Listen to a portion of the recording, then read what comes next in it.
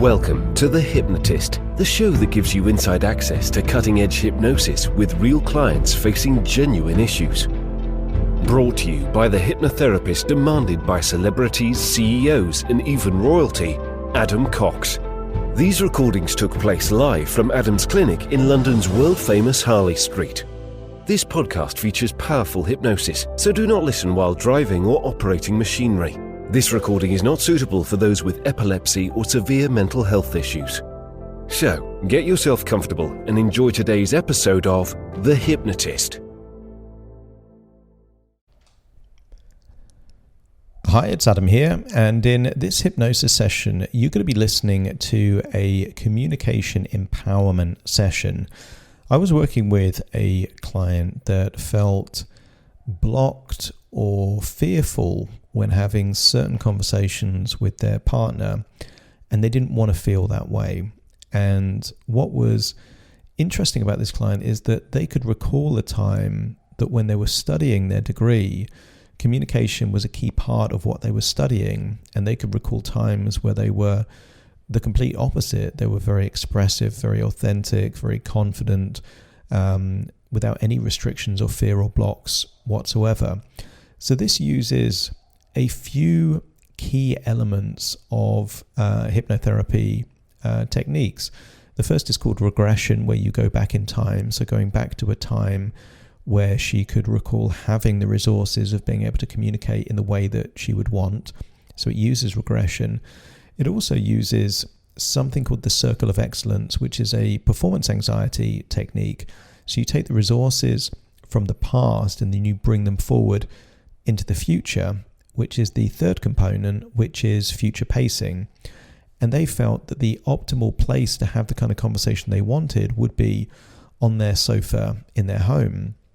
And that's actually what you're going to be listening to. You're going to be listening to a future pace where they get to imagine that version of them with all of the resources that they desire, actually using those resources in such a way. And what they were fearful of is sounding like they were nagging or complaining. But this session encourages them to use an approach of delivering that same information in a more constructive, useful way that doesn't make it feel to them as the communicator or to the other person as the listener that it is anything like a nag or a complaint, more that it is an opportunity for breakthroughs, progress, and more shared mutual understanding. So there's a bit going on here. I would encourage you to think of someone that you feel that you can't communicate well with currently, and think of a time in the past where you felt incredibly easy and almost effortless in communicating. That way you will get more from this session rather than being a bit of a spectator. You can actually make it more tailored to you just by thinking of those two things. So a time in the past that you felt like you were a great communicator, and someone that currently you feel difficult communicating with. I would also encourage you, if you like the stuff that I do, to have a look in the show notes or the description, whether it's on a podcast or YouTube, something like that. There is normally something that you can click that gives you access to more information, more notes about what's actually happening. And there's actually a few links where you can download some very useful free things like I've got 22 hypnosis downloads that you can get. And there's also a 7-day course, and there's also a suitability test. But if you like the idea of working with me directly, there is also a link to schedule a free consultation call. We'll have a chat and we can figure out if I'm the right hypnotherapist to work with you. For now, though, you might enjoy this session, might find it beneficial, so find a quiet, comfortable place where you won't be disturbed, relax, and enjoy the session.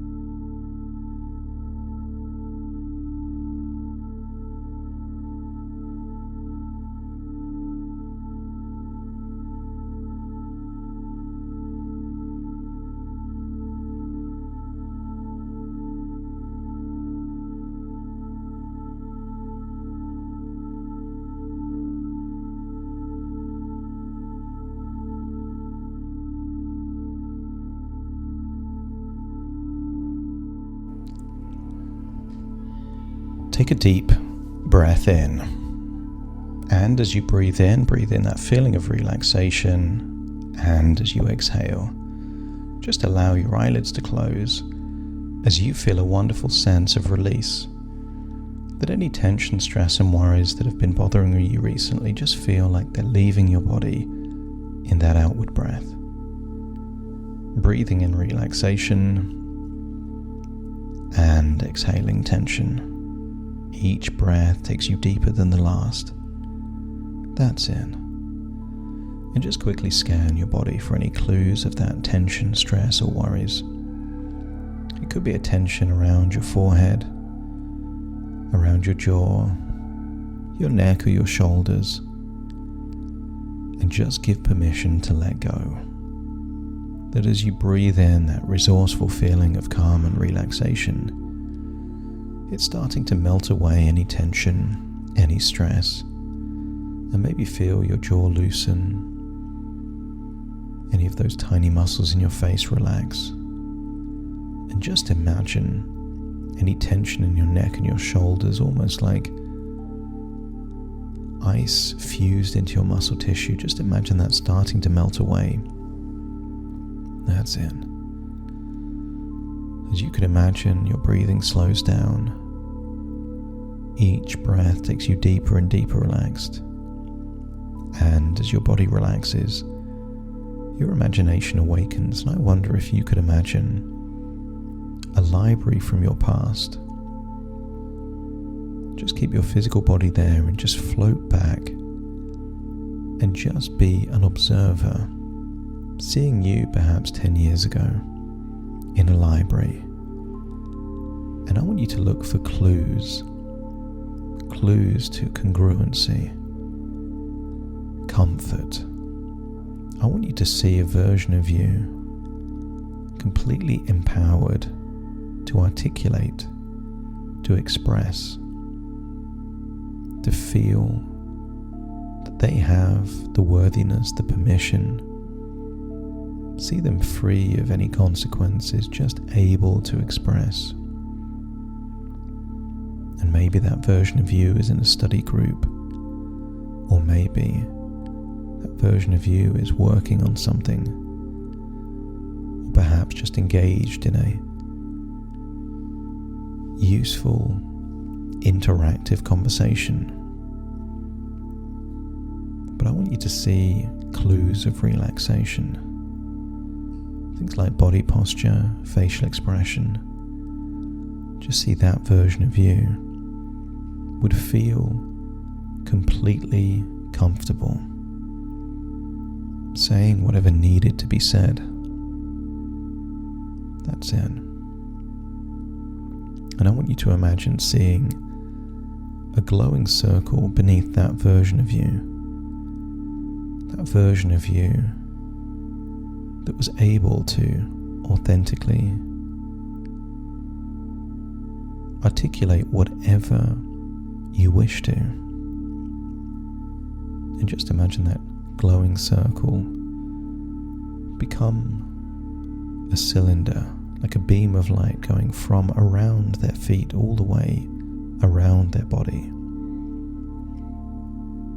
And when you can imagine seeing that younger version of you with all of the skills and belief systems connected to communication that would be useful for you now, just let me know by nodding your head. And I want you to step into that version of you and just feel you are awakening all of the neural pathways, not that just understood communication, but was linked to being a wonderful communicator. Just feel those neural pathways awakening. Just feel comfortable. And I want you to get a sense that when you feel yourself in that conversation, or whichever form you are communicating, just feel natural, with the absence of any restrictions and fears. Just feel completely comfortable having that conversation. And I want you to think of someone back then that was an easy person to communicate with. The kind of person that rapport was instant, the right words just flowed. And when you can imagine that person, just let me know by nodding your head. That's it. And then I want you to think of someone that you recently or currently are having issues feeling able to communicate in the way that you'd like to. And you've seen those films where one face shifts into another face. I want you to imagine that happening incredibly slowly. I want you to imagine that face of the person that you can communicate easily with, gradually, subtly morphing into the face of someone that feels more difficult. And it happens so subtly that you can keep that feeling of being confident, expressive, articulate. And maybe you're now talking to that person that in the past you felt uncomfortable communicating with, but now feeling completely comfortable. I want you to notice how quickly you can think on your feet, how you can use all of that knowledge you know about communication. So if someone uses things like deflection, distraction, false logic, I want you to get a sense that you can feel, not in a nagging way, an aggressive way, or a complaining way, but just a calm, perhaps even playful way, an empowered way. Feel that you can just articulate that. So you can move the communication to something useful, clear, empowered. And I want you to imagine having a conversation. But this conversation is going to be like a Trojan horse. You're presenting the communication in such a way that it becomes highly appealing to the individual. Maybe there's certain words, topics, themes that they just love talking about. And you don't have to know exactly what that thing is right now, but just know that you are going to be expressing very valid points in a confident, empowered way. I want you to imagine nagging and complaining at one end of a spectrum and authentic, enthusiastic, connected communication at the other. And sometimes what makes something a nag is not the words, but the tone, or the context, or the feeling of repetition. And I want you to feel that you are far away from that type of communication. Some people, when it comes to communication, are like artists that can only paint in 5 colors. But you have the skills, the understanding, the knowledge. You are an artist that can paint in every possible variety of color, every shade. I want you to feel that you have so many more options than the average person. You have the ability to present a valid concern or frustration in such a way nobody would consider it a nag. And I want you to imagine moving the context now to a sofa that you recognize. Imagine it's early evening, but this time you are not in your own body, you're watching yourself. I want you to see what you did to initiate this communication. I want you to observe how artistically, creatively you presented the communication. I want you to notice the words you're using are priming someone to open up rather than close, to express rather than defend. I want you to see yourself like a black belt martial artist in the world of communication. And I want you to see that your opponent is also good at communication, but not at your level. Therefore, you feel empowered. I want you to get a sense that you see yourself initiating and then having that conversation on the couch in such a way that the right points get discussed, but in nowhere near what anyone would describe as a nag or a complaint. And I want you to get a sense that there is tenacity, that whatever is agreed feels like it could be something that creates new standards going forward, new expectations, but it isn't a one-way street. This is not a list of demands.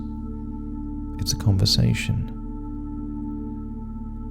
Mutual understanding.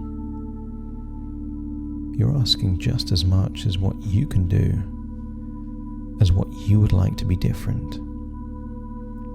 But you're using the language of self-improvement, personal development, human growth, perhaps even language that would link to a breakthrough in business. These are not the words of a nag. These are not a list of complaints and demands. I want you to see yourself like a black belt competing with a yellow belt. You have so many more options and moves available that you can avoid simply an erroneous point. You have ways of dealing with irrelevancy, distractions, ambiguous, non-committal language. I want you to see yourself also with the skills that if that person that you're communicating with gets defensive, you know the right combination lock to open that individual back up. And if you can imagine seeing yourself in such a situation, let me know by nodding your head. And then step into that version of you, into that glowing cylinder of warm light, and feel how it would feel to be free of fear, to communicate congruently, to express valid points. And I want you to get a sense that if anyone was to weaponize what you say, that is a reflection of them, not you. I want you to feel that you have full permission to express yourself,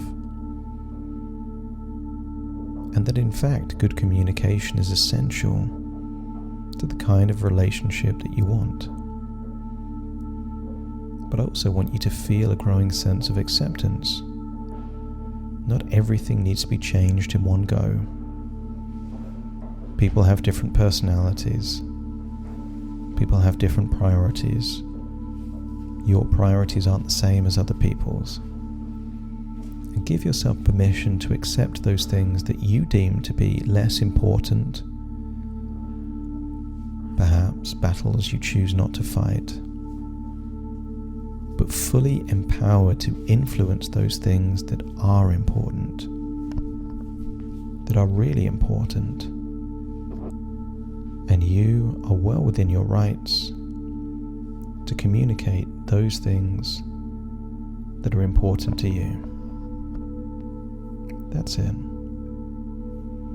Just feeling more and more aligned with that version of you. There is no magic wand, but there are options. And I want you to feel that you have awakened that confident, expressive, authentic communicator within you. Accepting those things you can't control, but being willing to do those things that you can. It's time to leave this place, but take those good feelings with you as you take a deep breath in through your nose and out through your nose. Just wiggle your fingers and wiggle your toes, connect and calibrate into the here and the now. That's it. As I now count from 1 to 10 to awaken you. Starting to count. 1, 2, 3, waking up. 4, 5, 6, more alert. 7, 8, open your eyes, open your eyes. 9, 10, wide awake, wide awake, wide awake.